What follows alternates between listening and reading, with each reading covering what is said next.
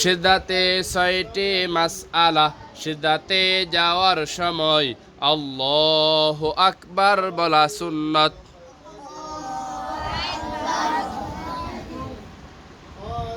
সিজদা করা ফরজ, সিজদাতে দেরি করা ওয়াজিব, সিজদাতে তাকিয়া সুবহানা রাব্বিয়াল আ'লা 3 বার 5 বার অথবা 7 বার বলা সুন্নাত।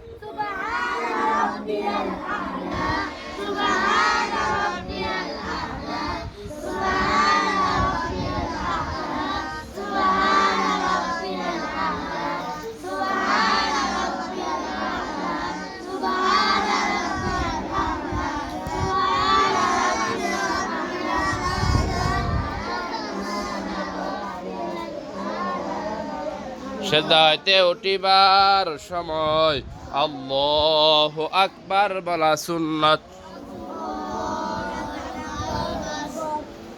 2 সিজদার মাঝখানে সোজা হয়ে বসে দেরি করা ওয়াজিব। বাস সোজা বুঝছো নেই? সিজদারি কেমনে করা লাগে জানো নি? হাত কি জমিনে রাখবে? হ্যাঁ, হাঁটু।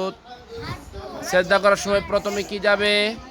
হাঁটু, তারপরে হাত, তারপরে কপাল। হ্যাঁ, ওঠার সময় আগে কপাল, তারপরে নাক, তারপরে হাঁটু।